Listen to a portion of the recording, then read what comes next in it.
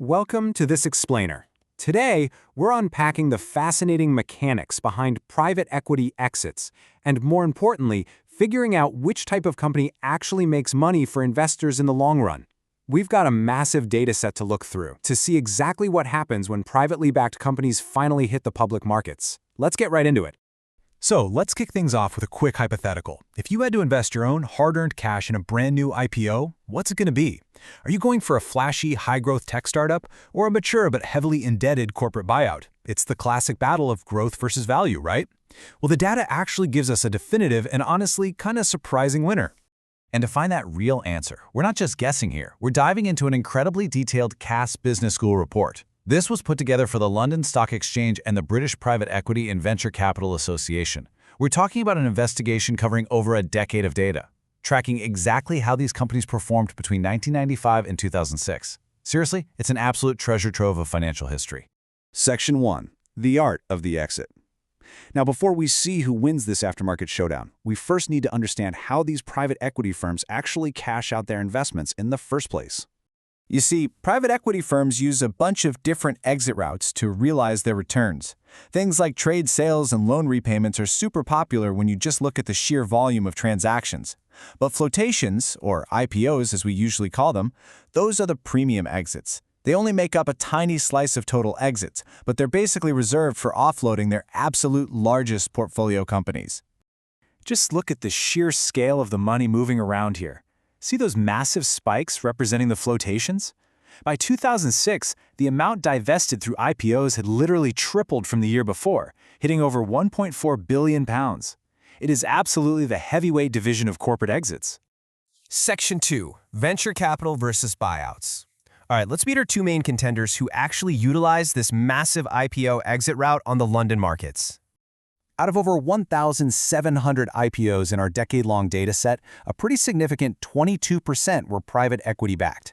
And that group splits into our two fighters, 238 venture capital issues and 144 buyouts. Together, they raised nearly £19 billion. But beneath those massive numbers, these two types of companies really couldn't be more different.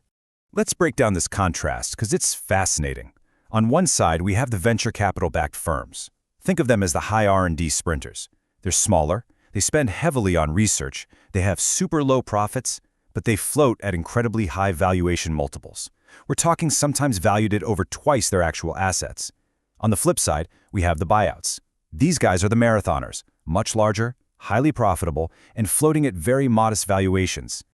But here's the absolutely crucial point.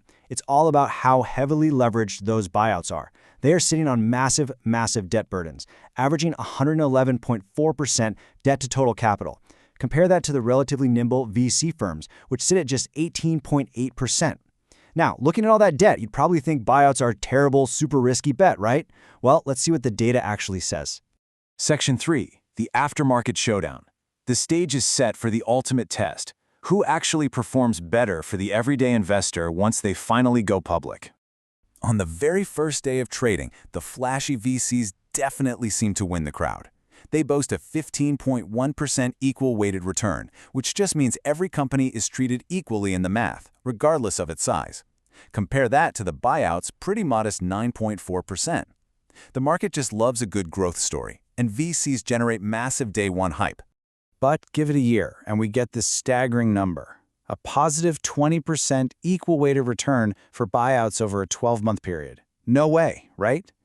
Despite their heavy debt loads, these mature companies absolutely crush the broader market, the FTSE All Share Index, by their first anniversary. Now, prepare for some serious whiplash. Remember those flashy VC IPOs that totally won day one? Yeah, they crashed to a negative 39.3% value-weighted return in that exact same 12-month period. And remember, value-weighted just means we're giving more weight to the larger companies in the data. Basically, our early sprinters completely collapsed during the marathon. And it actually gets even more definitive. If we totally exclude that exciting first day of trading, which is crucial, by the way, because it reflects the reality of a regular retail investor buying the stock on the open market after that initial pop, the data clearly proves that those heavily indebted buyouts are the only ones generating positive long-term wealth. Buyouts stayed positive, while venture capital firms sank to a brutal negative 47.1% in value-weighted terms. Just ouch. Section 4. The year 2000 plot twist. Now, human behavior and history always hide in the data, and that leads us to a massive plot twist in this investigation. We really have to look closely at the timing here.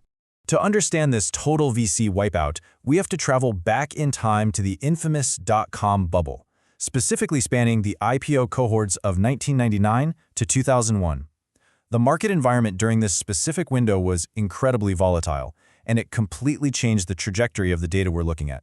You can see this steep dive in the data right here. That represents a truly catastrophic drop-off of VC performance over the 12-month holding period. And actually, scratch that idea of a slow burn. That steep dive isn't a steady decline across a decade. It's heavily, heavily concentrated. It essentially dragged down the average of the entire dataset.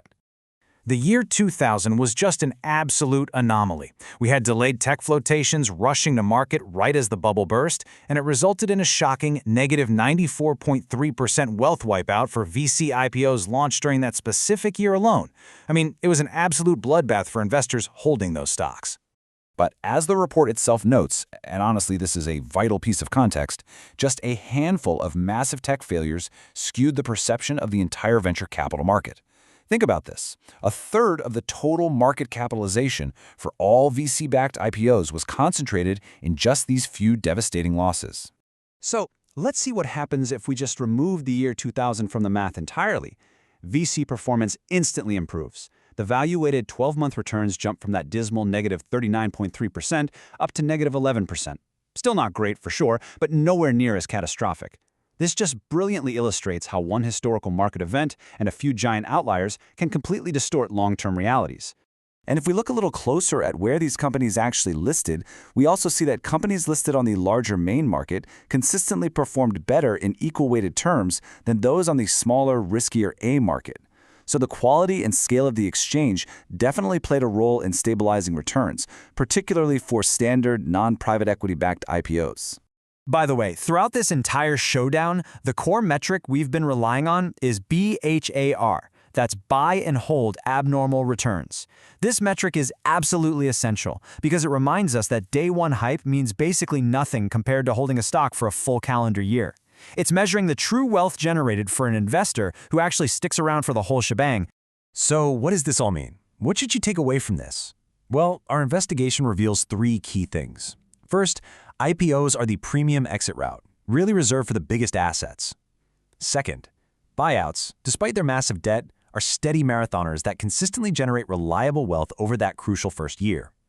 And third, venture capital firms are volatile sprinters, highly vulnerable to market timing and perfectly capable of destroying massive value when a bubble bursts.